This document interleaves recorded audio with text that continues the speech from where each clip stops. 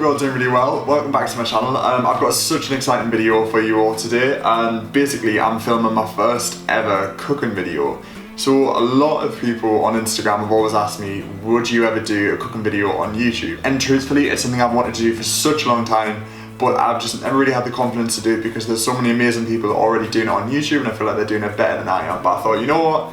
I'm throwing caution to the wind and I'm just going to go for it. So here I am. You can guess by the title of the video, this is a baking video. So this is a lemon and elderflower cake inspired by the royal wedding. When I'm filming this, the royal wedding was literally just yesterday, and the cake designer made a lemon and elderflower cake for Prince Harry and Meghan Markle. So I thought, you know what better way to kick off a baking video than with something that is very royalist and beautiful. I've tried a little bit of the cake and a little bit of the buttercream and it is delicious. So let's get cracking. So the first thing you're going to need to do is preheat your oven to 160 degrees. That's fan, I think it's 170 Fahrenheit. I'll leave all the method and ingredients down below. So once you've done that, I've used 2 cake tins in the end. I know I'm going to show you guys that I used 3, but I used 2 cake tins. So they're 6-inch cake tins, but basically you just want the standard size cake tin, nothing too deep. I bake my cakes in separate cake tins just because I think they cook better rather than cooking it in one solid one and cutting it in half. So I ended up using 2 in the end. And what you're going to want to do is line the base of the tins with some parchment paper or baking paper. I did this by grabbing a pencil and just literally just going around the outside and then cutting it out. It's such a better way than greasing it. It literally makes the cake fall out of the tin when it's cooked. So yeah, that's all your prep out of the way.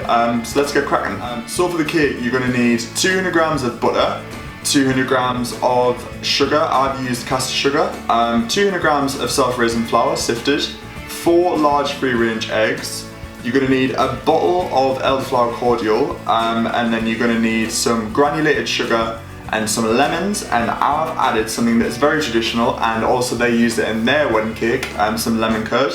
And to finish it all off, for the icing, again just lemon, some icing sugar and some edible flowers, or I've used non-edible ones, but I'm just going to remove them at the end. The first step for this cake is that you're going to want to cream your butter and sugar together. So your butter wants to be really at room temperature, just helps it cream a lot easier. I'm using an electric whisk just to save time and it gets it really nice and fluffy. So you want to beat your butter and then add your sugar till it's nice and pale. Then what you're going to want to do is crack your eggs into a separate jug. I always do this just in case any shell goes in, and I'll whisk those, the 4 eggs. And then you want 200 grams of self-raising flour that you're going to sift also. And basically what you want to do is add the eggs to the butter and sugar, a nice standard creamer method. And then if it does look like it's splitting, just add a little bit of the flour in amongst it, just so it doesn't separate and curdle. And then once all your eggs are beat in, then you want to add your flour, sifted in of course, and just mix it until it's combined. Do not over mix it, otherwise it gets a little bit tough and then you've just got a really naff cake.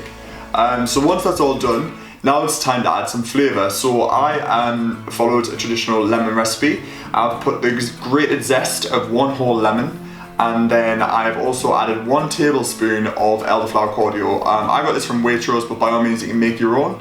I just did it to save time and it's easier just to buy it. So yeah, once all that's mixed in, it's ready to go in the tins. So literally all you want to do is just spoon it out equally into your 2 tins. I know, like I said, I've just used 3 tins in what I'm going to show you, but literally in the end there wasn't enough mixture to go across the 3 tins. I wanted it to be 3 layers, but the 2 work, so I just evenly distributed it between the 2 tins. And then you want to put those in the oven. I bake mine for around 20 to 25 minutes at around 160, like I said, but basically you want them to just be a nice golden brown colour, springy to the touch. Don't open the oven, whatever you do, don't open the oven too early. I'm going to have a glass of this just because I always do that. So basically don't open the oven, to leave it to do its thing, and you just want them to be nice and springy to the touch, like I said, and once you insert the skewer, it's going to come out clean. So while the cakes are baking, you can make basically what takes this cake from like an average lemon cake to an extraordinary lemon and elderflower cake, and that is a syrup. So in the pan you want to combine lemon juice, so that's the juice of a whole lemon, 40 grams of granulated sugar, and 1 tablespoon of elderflower cordial. And what you want to do is just melt all that together until the sugar dissolves and you've got a nice thick syrup. So once the cakes are baked, you want to take them out of the oven, leave them in the tins when they're nice and warm and pour the syrup on top so it just oozes in all of the cake and just makes it super, super moist. I hate that word, but it does. So yeah, once that's done, you want it to just ooze in and then take them out of the tins and pop them on a cooling rack to cool completely. You don't want any heat in the cakes at all, because once you put the frosting on, it's just going to make it really difficult and messy. And I've been there, I have made that mistake before, so patience. Grab a glass of Prosecco, celebrate the royal wedding, whether you are celebrating it now or when this video goes up or whenever, or just drink a glass of Prosecco. So once the cakes are nice and cool, you can start cracking on with your frosting. This is just a super simple buttercream. So the actual royal wedding cake used a Swiss meringue buttercream, which is so delicious, but I thought I'd just keep it super simple by just going for a basic buttercream. So for that, you're going to need 100 grams of butter and 200 grams of icing sugar. And what you want to do is just pop those in a bowl and whisk them for a very, very long time. I did mine for about 5 minutes just so it goes super white and fluffy. You don't want any gloops of butter in there, and you just want to be really nice and creamy, not stodgy at all. A lot of people kind of shy away from buttercream, but if it's made right, it's good.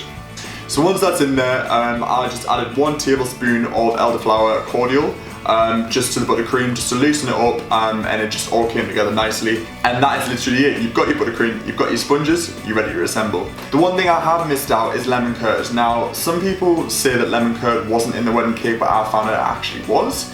So basically what you want to do is get a piece of parchment paper, or if you've got a turntable, that's great. Pop your first cake onto the parchment paper or turntable, and you want to level it off. Now, I don't have a cake leveler, but I just use a bread knife. If you don't have a cake leveler, do not worry. Just grab a bread knife and literally just saw the top of it off, just so it's nice and flat. And then what you want to do is grab just around, I'd say 2 tablespoons of buttercream and plonk it on the cake and kind of like just level it out. And then once it's nice and level, push it to the edge. You don't want a lot because obviously it's going to go on top and around the sides as well. Then you want to grab some lemon curd and dollop that on top as well, and again just smooth that out so it's nice and level, I guess. And then it's time to pop the second cake on top. So I leveled my second cake out before I put it onto the cake just to make it easy so it doesn't like slide around. So just level the top of that off again and then just pop that on top. And then you're ready to ice the whole cake. So literally just grab your icing as and when, dollop it on top, but making sure you save enough for the sides as well. So literally just pop it on top and smooth it out. Again, I should really have a palette knife. My cooking equipment is not at its finest, but I am going to be investing in a lot, so I feel like the finish isn't too bad. But yeah, literally what you want to do is just grab a knife and just smooth it all over the top, and then keeping the knife at a 90 degree with the cake, just smooth it around the outside as well, just to keep it nice and neat. This is a very naked rustic cake. It hasn't got that nice crisp frosting that the royal wedding cake did, but you know what, I quite like it. It's kind of rustic, it's kind of a bit shabby chic, and it's very in at the moment. So literally just be patient, swirl the top off and just keep it nice and rustic. It's nice to see the cake just peeping through. And then that is literally it. I've just finished it off with some fresh flowers that I picked from the local park that I've got and in our garden. Just gave them a quick rinse before I put them on top. Obviously I'm going to remove them before we serve it. But literally that is the lemon and elderflower cake that Prince Harry and Meghan Markle had for their wedding day. And I just think it looks so nice. It's just such a crowd pleaser, so easy. You could by all means, you know, make more batter and do a third layer if you wanted to, but I think this just looks really dainty, and you know you're going to win people over by that. Yeah, I think it would be only right to cut a slice and give it a try. Right, I'm going in for the cut. Like I say, I'm going to remove the flowers obviously once I serve this to people, but I'm just going to cut myself a slice just so you guys can see. Here's the grand reveal. Oh wow, that looks good. I don't know if you guys can see, but I'm super happy with that. So that's it guys, I really hope you've enjoyed the video. My first ever cooking video, please be nice to me. Do give it a thumbs up if you enjoyed it, and let me know if you do make the cake as well. I'd be really interested to see if any of you guys out there do actually make it, and let me know your finished results. So I really hope you've enjoyed the video guys.